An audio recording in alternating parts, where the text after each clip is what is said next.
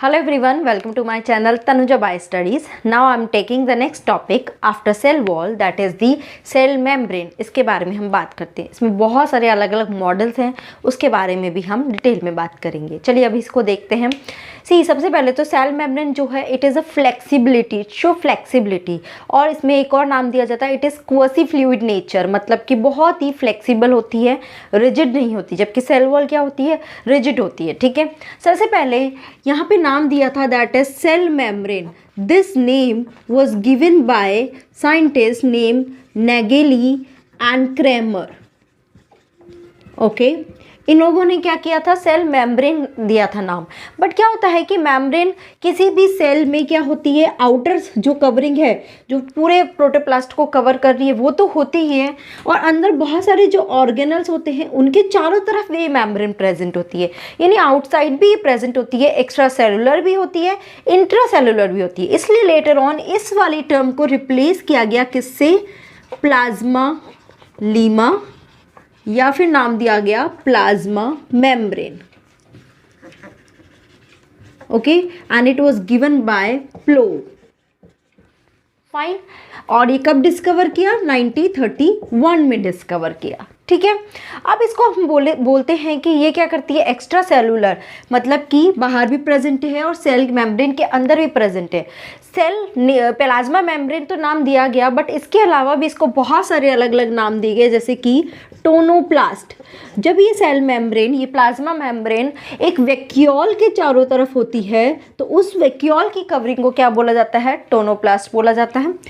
दूसरा नाम दिया जाता है that is the nuclear envelope.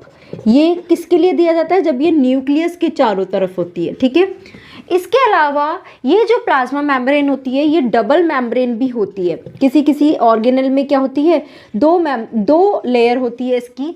किस किस में होती है, ये प्रेजेंट होती है न्यूक्लियस में, इसके अलावा माइटोकॉन्ड्रिया में एंड क्लोरोप्लास्ट. ओके, ये तीन ऐसे ऑर्गेनल हैं जिसमें ये प्रेजेंट होती है. तो ये क्या करती है, इसको आउटर एनवायरनमेंट से डिस्टिंक्ट करती है, सेपरेट आउट करती है.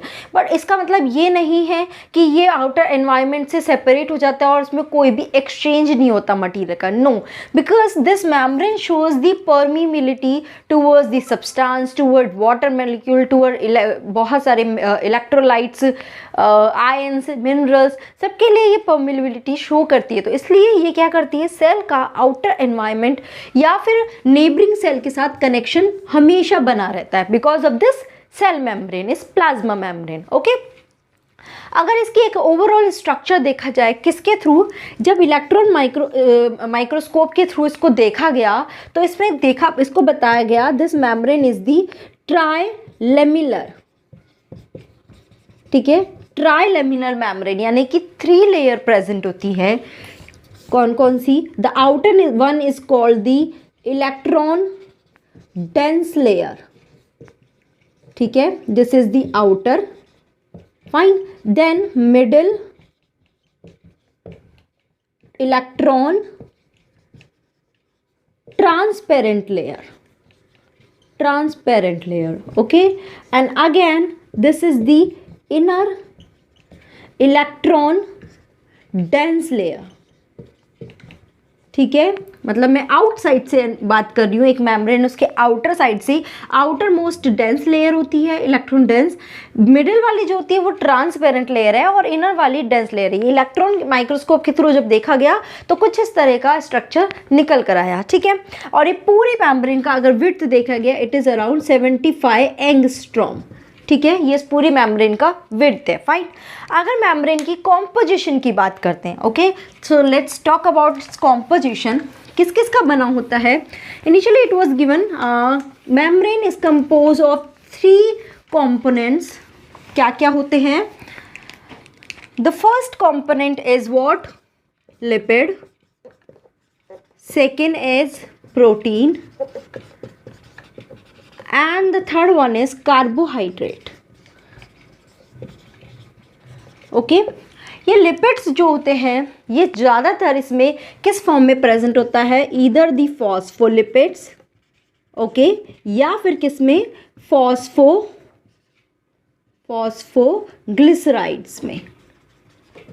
ओके ज़्यादातर आपको फॉस्फोलिपिड्स की फॉर्म में मिलेगा। लिपिड किस फॉर्म में प्रेजेंट होता है? फॉस्फोलिपिड। इस लिपिड का स्ट्रक्चर होता है इट्स लाइक दिस वन, ठीक है, जिसमें कि ये जो होता है this is called head and this is hydrophilic in nature. Hydrophilic in nature, hydrophilic का मतलब क्या होता है? इट इज़ वाटर लविंग या आयन लविंग, मतलब कि ये क्या करता है? वाटर के साथ रिएक्शन करेगा। क्या है ये? वाटर लविंग है, ठीक है, वाटर की तरफ अट्रैक्ट होगा। जबकि ये जो दोनों होते हैं दीज टू आर टेल, ठीक है, ये दो टेल्स प्रेजेंट होती है and it is called the hydrophobic. Hydrophobic in nature, तो ये क्या है? वाटर हेटिंग, मतलब वाटर लविंग नहीं है, ये वाटर से दूर भागेगा बिकॉज ये हाइड्रोफोबिक नेचर है। वाटर क्या है? आयनिक है, तो उससे वो दूर भागेगा, रेपेल करेगा। सो दिस इज दी लिपिड। इसमें बहुत अलग अलग फॉर्म में भी प्रेजेंट होता है, ठीक है, फाइन। अब बात करते हैं हम प्रोटीन की। प्रोटीन यहाँ पे कैसा होता है? Globular protein. कैसा होता है? Globular protein. अब ये ग्लोबुलर प्रोटीन बहुत अलग अलग फॉर्म में होता है, मतलब अलग अलग फंक्शन परफॉर्म करता है। जैसे कि कुछ प्रोटीन काम करते हैं स्ट्रक्चरल, ठीक है, स्ट्रक्चर मेम्ब्रेन की स्ट्रक्चर में पार्टिसिपेट करते हैं।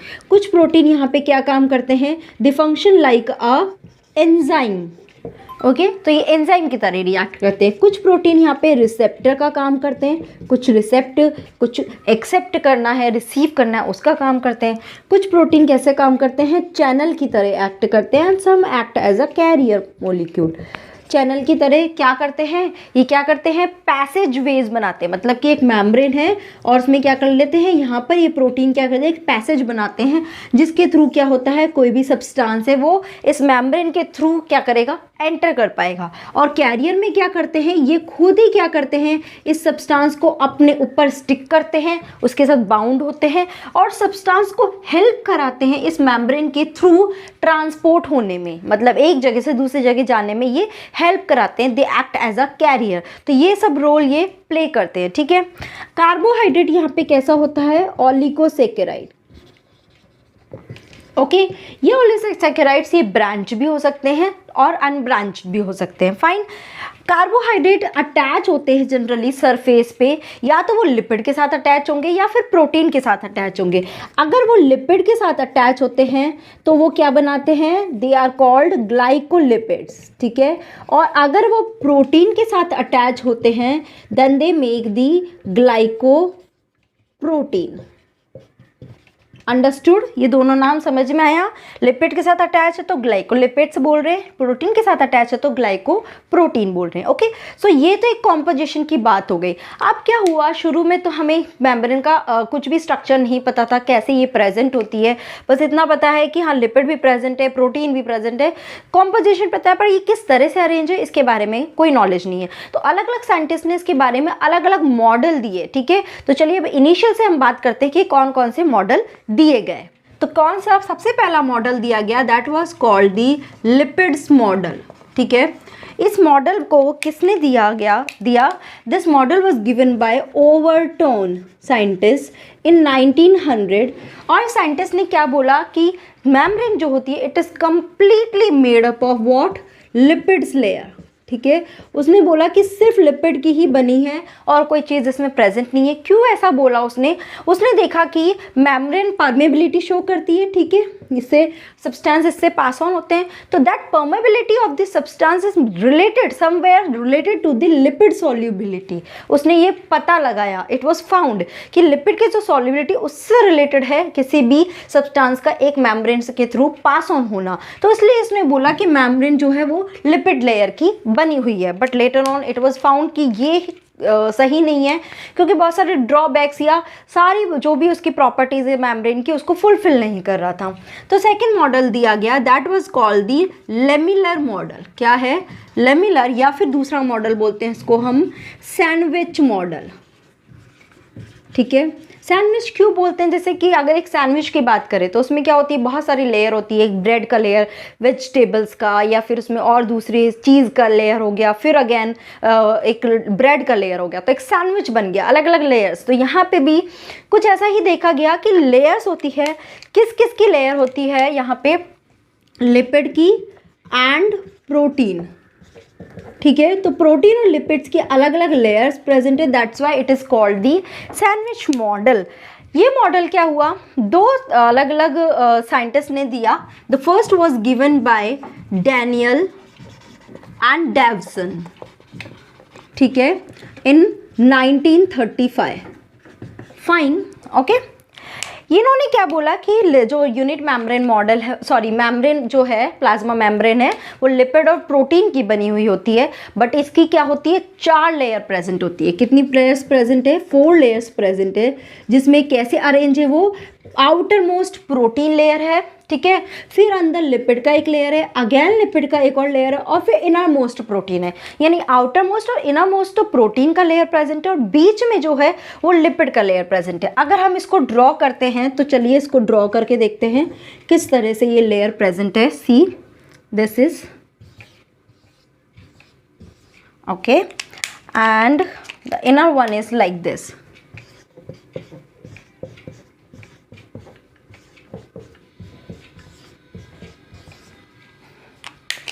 फाइन, तो इस तरह का एक लेयर प्रेजेंट होता है, protein lipid, lipid and then protein.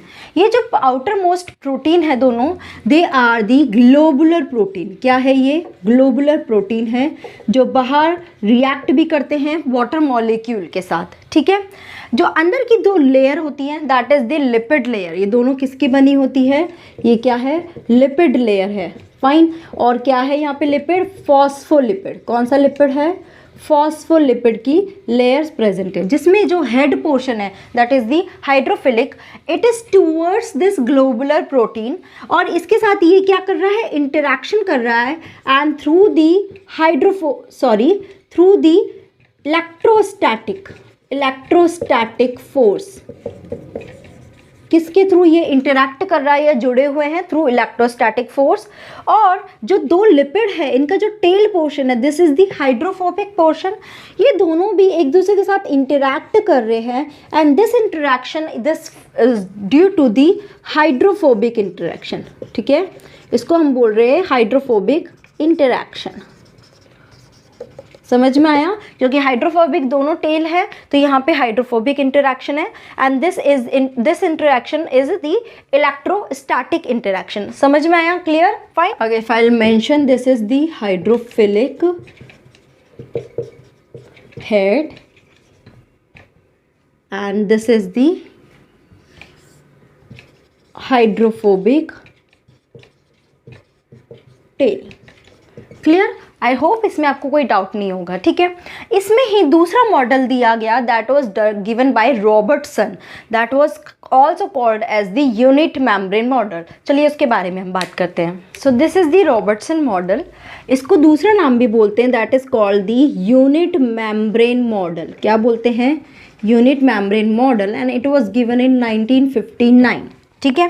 क्या बोला कि यहाँ पे जो मेम्ब्रेन होती है, जैसे कि आपको पता है प्लाज्मा मेम्ब्रेन जो होती है वो प्रोकैरियोट से लेके यूकैरियोट सब में प्रेजेंट होती है। इस साइंटिस्ट ने क्या बोला कि प्रोकैरियोट से लेके यूकैरियोट तक जो भी प्लाज्मा मेम्ब्रेन है, उसका स्ट्रक्चर जो भी इसने दिया वो सिमिलर होता है सब में, ठीक है, इट इज़ सेम।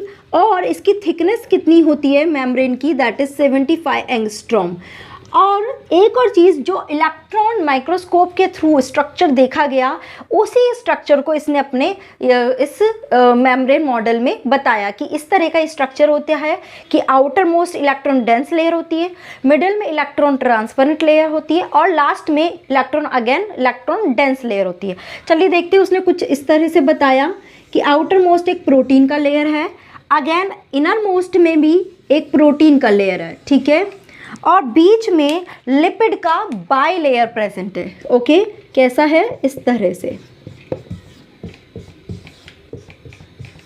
फाइन, ये दोनों क्या है, प्रोटीन लेयर है, प्रोटीन, बट यहाँ पे प्रोटीन कौन सा है, beta globular protein. Okay, earlier जो मॉडल था डैनियल डेवसन, उसमें था अल्फा ग्लोबुलर प्रोटीन, यहाँ पे है बीटा ग्लोबुलर प्रोटीन। ये दोनों प्रोटीन ही each one is 20 angstrom thick and they are electron dense layer, ठीक है, ध्यान रखना जब हमने इलेक्ट्रॉन के माइक्रोस्कोप का भी बताया था उसमें भी यही बताया था कि दोनों जो होती है वो 20 एंगस्ट्रॉम थिकनेस होती है and middle one is 35 angstrom thickness. ठीक है, तो ये both are 20 angstrom thick. Middle में जो ये है this is the lipid bilayer, okay, जिसमें क्या होती है, दो लिपिड की लेयर है। This is the hydrophilic head, okay, and this is hydrophobic tail, fine, and this whole thickness is 35 angstrom।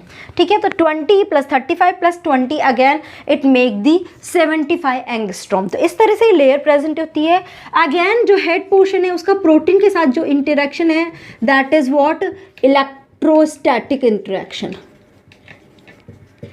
ठीक है, इलेक्ट्रोस्टैटिक फोर्स बोल सकते हो या इंटरेक्शन बोल सकते हो। क्लियर? तो इस तरह से इसने मेम्ब्रेन का लेयर बताया। बट इसके कुछ ड्रॉबैक थे। क्या ड्रॉबैक थे इस वाले मॉडल के? ये बोल रहा है कि प्रोकैरियोट से लेकर यूकैरियोट्स तक इसका स्ट्रक्चर सेम है, बट जब हमने स्टडी किया तो ये वी फाउंड कि ये प्रोकैरियोट्स से लेकर यूकैरियोट्स तक इसकी जो स्ट्रक्चर है उसकी थिकनेस कंटिन्यूसली ये नहीं है। It varies from 80 to 100 angstrom. किसी में 80 है, किसी में 100 है, किसी में 75 है। तो इस तरह से वेरी कर रहा है, सेम थिकनेस नहीं है। दूसरी चीज़ और कि जो रेशो है किसका, ratio of lipid to protein. ठीक है, तो यहाँ पे जो प्रोटीन और लिपिड का रेशो बताया वो भी यहाँ पे क्या कर रहा था, वेरी कर रहा था। फाइन, तो इसकी वजह से ही ये क्या हुआ, ये मेम्ब्रेन मॉडल भी एक्सेप्ट नहीं हुआ कंप्लीटली, क्योंकि इसमें भी कुछ ड्रॉबैक थे। ठीक है, तो कंप्लीटली अगर देखा जाए कि ये सैंडविच मॉडल जो है ये क्यों नहीं एक्सेप्ट किया गया। सैंडविच मॉडल दो लोगों ने दिया, एक तो डैनियल डेवसन ने दिया और दूसरा इसने रॉबर्टसन ने दिया। ठीक है, ये पूरा ही मॉडल एक्सेप्ट नहीं किया गया क्योंकि एक और नेक्स्ट मॉडल आया that is the fluid mosaic model, जो अभी आज के डेट में एक्सेप्टेड है। तो ये मॉडल एक्सेप्ट क्यों नहीं हुए? पहला तो ये they were not able to tell और explain the permeability of water. ठीक है, मेम्ब्रेन की वाटर के लिए कैसी परमिबिलिटी है, क्यों है, किस तरह से, ये एक्सप्लेन नहीं कर पाया। ठीक है, ये भी एक्सप्लेन नहीं कर पाया परमिबिलिटी ऑफ मेटाबोलाइट्स। ठीक है, as well as ions, minerals, इन सब की परमेबिलिटी भी वो नहीं एक्सप्लेन कर पाया क्यों है और कैसे ये परमेबिलिटी है। ठीक है, इसके अलावा जो मेम्ब्रेन है वो बहुत ही डायनामिक नेचर की थी, मतलब कि एक कांस्टेंट स्ट्रक्चर नहीं है, उसका चेंज होता रहता है। तो दैट डायनामिक नेचर क्यों है, ऐसा क्यों इस तरह से डायनामिक नेचर ये शो कर रहा है। The last thing is what, non leakage of absorbed material. Okay, कि जो मटेरियल है अगर उसने परमिबिलिटी शो कर रहा है, एब्जॉर्ब भी कर लिया, तो वो वापस बाहर क्यों नहीं निकलता, क्यों नहीं लीक होता, ये सब रीज़न जो है उनका आंसर नहीं दे पाए। तो ये मॉडल एक्सेप्ट नहीं हुआ एंड लेटर और फ्लूइड मोज़ेक मॉडल आया और उसने सारे क्वेश्चंस के आंसर किया। फाइन, सो नेक्स्ट जो फ्लूइड मोज़ेक मॉडल है we will talk about in our next part. This is part 1, will talk about in next part 2. So till now if you have any doubt please put your query in the comment box. Thank you so much for watching this video.